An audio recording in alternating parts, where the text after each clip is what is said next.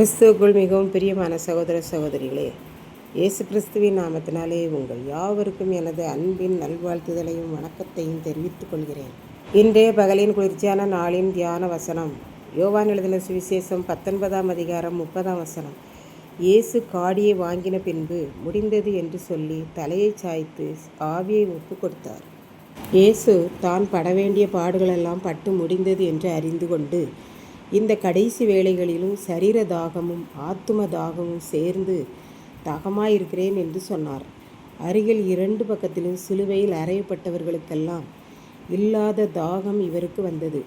காரணம், இந்த கடைசி வேளையிலும் சிலுவையில் அவரோடு அறையப்பட்ட கள்ளர்கள் 2 பேருக்கும் சுவிசேஷம் சொல்லி ஒருவனை பரலோகத்துக்கு சொந்தக்காரனாக மாற்றிவிட்டார்.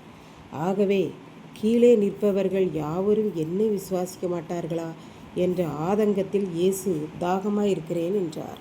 காடி நிறைந்த பாத்திரம் அருகில் வைக்கப்பட்டிருந்தது. காடி என்பது புளித்த சுவையுடைய திரவம் என்றும் உணவை பதப்படுத்த பயன்படுத்தும் ஒரு திரவம் என்றும் கூறப்படுகிறது. இது போதை தரக்கூடிய திரவம் என்று கற்றுக்கொள்கிறோம். இதை அருந்தினால் வலிகள் மறக்கும் என்று இந்த காடியை அவர்களுக்கு கொடுப்பார்கள்.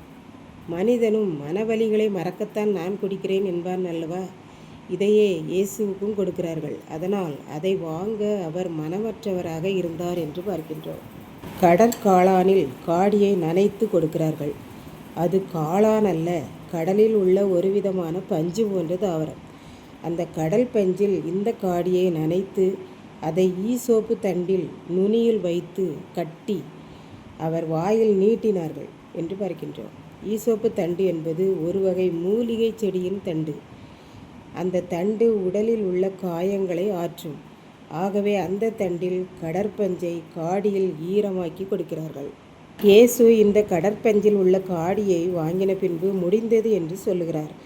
என்னை பாடாக படுத்தியது போதாதா என்று சொல்லி இப்பொழுதும் எனக்கு காடியை கொடுக்கிறீர்கள்.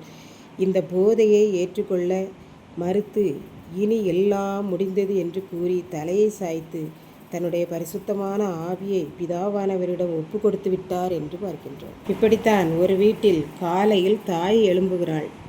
வீட்டில் எல்லோருக்கும் காப்பி போட்டு குடிக்கிறார்கள். பின்பு பிள்ளைகள் காப்பி கேட்டால் காப்பி முடிந்து விட்டது என்கிறார்கள். சமையல் பண்ணுகிறார்கள்.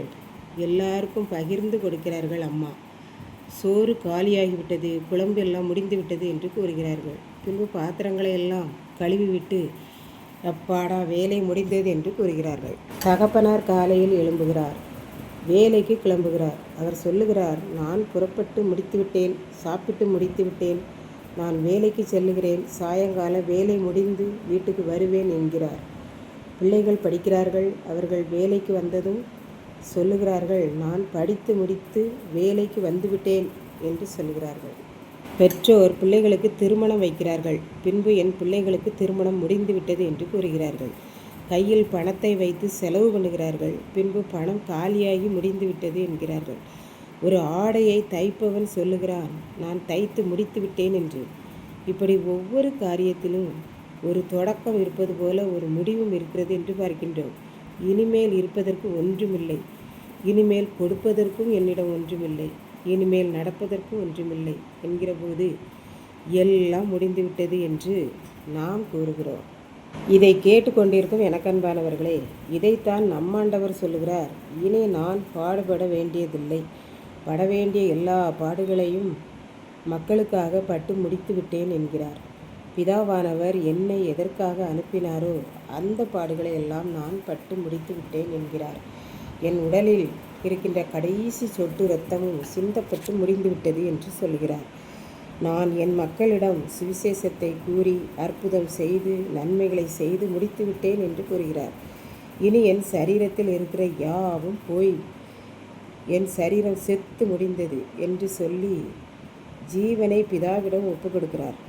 அவர் முடிந்தது என்று சொல்லும்போது நமக்கு அதுவே ஆவிக்குரிய தொடக்கமாக இருக்கிறது. ஆகவே நாம் அவருக்காக வாழத் தொடங்குவோம். கர்த்தர் தாமே இந்த வார்த்தைகளை ஆசீர்வதிப்பாராக. ஆமென். ஜெபம். அன்பின் ஆண்டவரே, இந்த அருமையான நல்ல நாளுக்காக நன்றியோடு ஸ்தோத்திரிக்கிறேன். இப்போதும் இந்த வார்த்தைகளை கேட்டுக்கொண்டு இருக்கிற ஒவ்வொரு பிள்ளைகளும் நீர் முடிந்தது என்று சொன்ன வார்த்தையை தொடக்கமாக கொள்ளவும் புது சிருஷ்டியாக தன்னை ஆயத்தப்படுத்திக் கொள்ளவும் வாழ்க்கையை தொடங்கி உமக்கென்று முடிக்கவும் அருள் புரியும். மீட்பர் இயேசு கிறிஸ்துவின் நாமத்திலே தாழ்மையோடு வேண்டிக் கொள்கிறேன் பிதாவே. ஆமென்.